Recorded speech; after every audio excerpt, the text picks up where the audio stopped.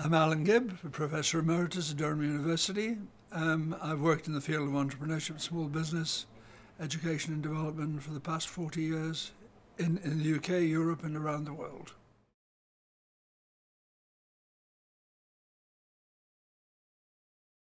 If I took the question as a whole concerning development, I think there are four major challenges. One is the institutional challenges, how it fits with the politics of education in different countries and how it fits with the institutional setup of education.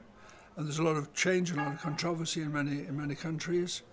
But to embed it into the system requires answering that kind of question, addressing that question. That's a challenge. I think secondly, there's a broader conceptual question about how it fits with the notion of liberal education, which is a long traditional debate about progressive education, liberal education, and where it fits, and that hasn't been properly addressed.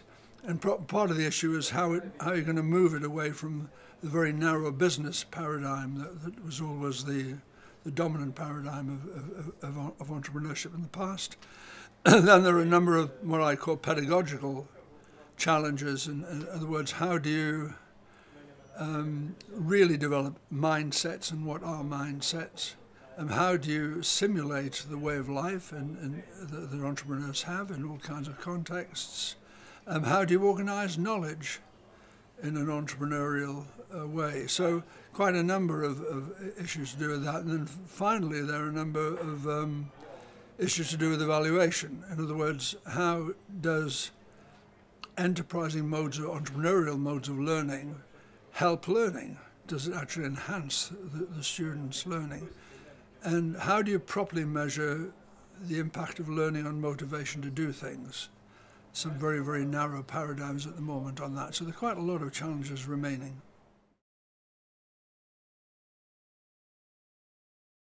Well, I think the biggest challenge in that respect is to ensure that the pedagogies you use, the teaching methods you use, are very tightly focused on what you're trying to develop in the child. So, for example, if you want to develop a sense of ownership of events, or action orientation, or initiative taking, or strategizing, what kind of pedagogies do you use precisely, and how do you measure their impact? So there are a whole series of ways that we've got to actually move to between, what we think, what we do, and what happens afterwards. And there's a lot of work still to be done in that area, but that's how you would carry it on. You focus on the pedagogical approaches that are suitable to developing what you want to develop in young people or children, or indeed anybody.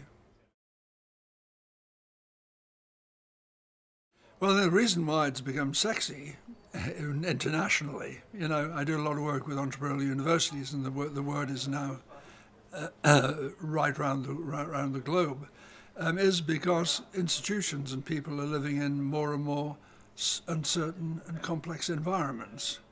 And entrepreneurship is really a contingent phenomenon. The more uncertain and complex an environment in which you operate personally, socially, in work, the more entrepreneurial you need to be.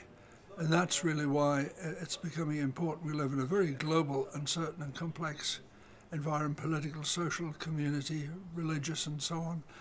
And individuals are now having to cope with this. That's why it's important in the educational context.